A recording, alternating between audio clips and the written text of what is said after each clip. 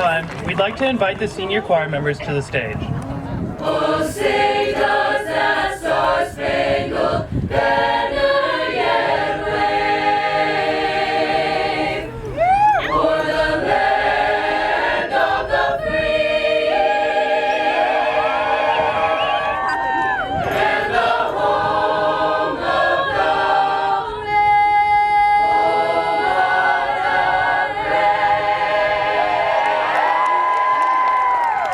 Welcome to parents, guests, friends, and especially to you, our graduates, the class of 2016. You worked so hard and so deserve all the honors and all the accolades that you're going to be receiving. So thank you for all your hard work, and I know you're going to make us all proud in this world. 60 seconds are as integral a part of the high school experience as going to prom or cracking your phone screen. Somehow, we managed to live the majority of our high school lives within these 60 short seconds. Yes, I'm talking about the last minute. For those of you who have your lives together and are unfamiliar with the infamous last minute, let me explain. The last minute is the moment a student realizes they actually need to work on an assignment. The journey to this realization is not a quick one. The student must first cycle through the 5 stages of academic grief. First, there's denial. I'll start in an hour. Then, there is anger. Why do teachers have to waste my time with all this stupid homework? Next comes bargaining. If I miss this assignment but turn in all my bathroom passes at the end of the semester, that should make up for it. Then, depression. I am never going to get accepted to any colleges. And finally, acceptance. The moment the student actually starts working. This stage usually sets in around midnight if you're lucky, or 3 a.m. for those of us who spend a little more time in the denial phase. I have made it through high school by relying on the last minute. For example, I wrote this speech the night before it was due, because hey, I'm a stickler for tradition. But there are valid reasons why we put off our work. We have rehearsal, we have practice, we volunteer. Maybe you just decided to blow off an assignment to go to the movies with your friends. And I'm willing to say, fully aware that my teachers and administrators are watching, that it was worth it. Without these things, the high school experience would not be complete. 4 years spent at home doing homework is no high school experience at all.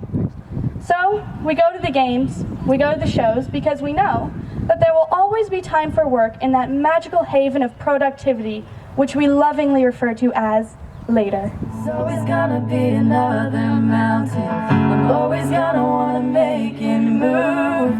Always gonna be an uphill battle. Sometimes I'm gonna have to lose. Ain't about how fast I get there. Ain't about what's waiting on the other side.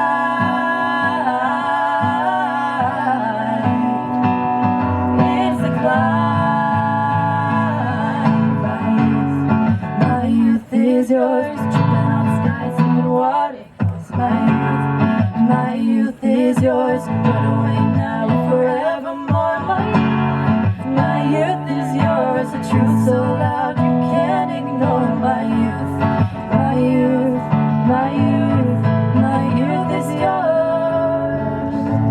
One of the things I would like to touch on is the fact that if you were in my class, you know that on Fridays I try to do a little tradition where as you're leaving class, going out the door, I just remind you, don't become a statistic.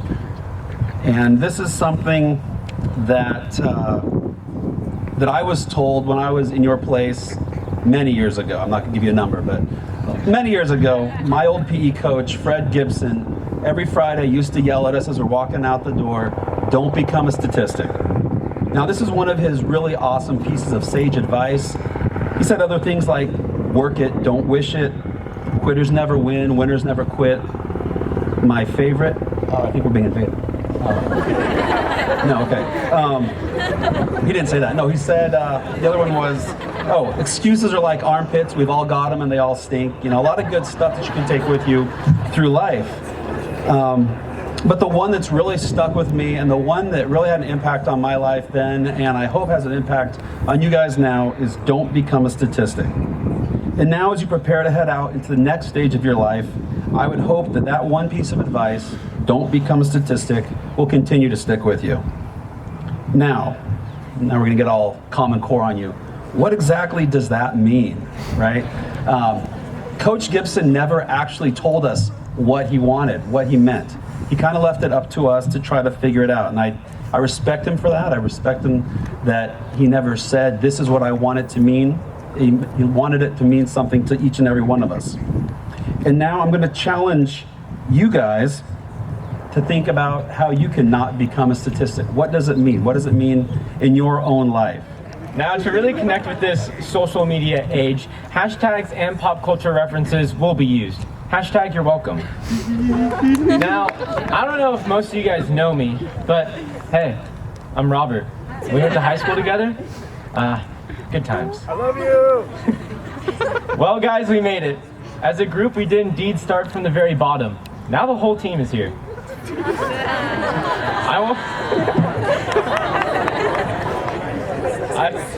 I want you guys to think just how far we have come both individually and as a class. Looking back at freshman year seemed like it was just yesterday. You had the first football game, the first class, the first girlfriend, the second girlfriend, the third girlfriend, until you realized that you were the problem. I've heard it said that people come into our lives for a reason, bringing something we must learn, and we are led to those who help us most to grow if we let them, and we help them in return. Now I don't know if I believe that's true, but I know I'm who I am today because I knew you. Like a comet pulled from orbit by the weight of the sun, like a stream that meets a boulder halfway through the wood. Who can say if I've been changed for the better? But because I knew you, I have been changed for good. And well, maybe that we will never meet again in this lifetime. So let me say before we part, so much of me is made from what I've learned from you. You'll be with me like a handprint on my heart.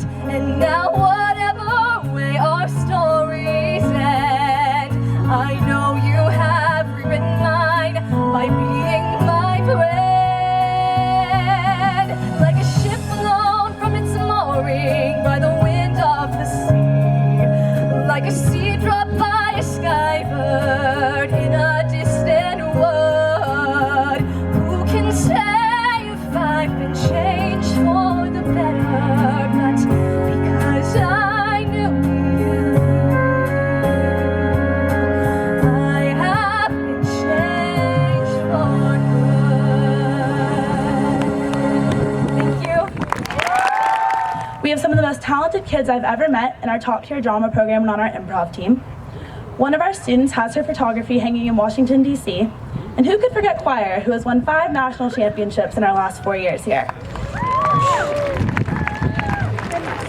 We have students going to 5 out of the 8 Ivy League schools next year, and over 30 student athletes continuing to play in college next year, 4 of which are Ivy League-bound student athletes. But who are the athletes without the student section that supports them? The one that was named the best in Southern California by SoCal Prep Legends. No matter where you look, LaSalle is everywhere. Locally or nationally, our name is plastered across the pages. But LaSalle is LaSalle because of what is unwritten, what's not in the stats, things that make us, us. They don't write about the stress of AP tests the first 2 weeks of May every year, or the fact that by 12:30 every single day, our school is owned by a flock of seagulls. No words can describe the emotional stress of trying to click the correct answer on Kahoot without jamming your finger from hitting the keys too hard. And we are the only school I know in the entire Northern Hemisphere, maybe even the world, that has a double speed bump in our parking lot. I know it's for my safety, but I drive a small car and have come very close to hitting my head on the ceiling multiple times. But realistically, these are not the things we'll remember 10, 20, even 30 years from now. What we will remember is seeing the entire school postered for homecoming, the adrenaline rush you would get from doing the roller coaster at every single game, and the heartbreak that came when you finally weren't a member of that student section anymore. The joy you would get the Friday before Valentine's Day every year because you got to watch people get flustered as the class was serenaded by choir. And I know for a fact I'll remember how much better a double-double tasted after watching our team kill it on the court every single week. Because that's what happens when you live in a community like LaSalle. You make traditions and you bond with those around you. I know there are parents out there right now who graduated from this school, and I know that there are people sitting in front of me who will have their children attend this school. They too have seen or will get to see all of our schools' written and unwritten glory. Because this community is tight-knit, filled with traditions and pride. Next year I will be attending the University of Texas, and a question that's come up quite frequently is if I'm ready for the adjustment it will be moving from here to Austin. And I am ready. I'm ready to show them who I am and where I came from. Because as we all spread ourselves across the map next year, we will all be able to take a little piece of LaSalle with us and show what our culture has made us into. Although it is important to embrace where you are, it is equally, if not more important, to remember where you came from. So congratulations, class of 2016. I can't wait to see what you all write in the next chapter of your lives. Thank you.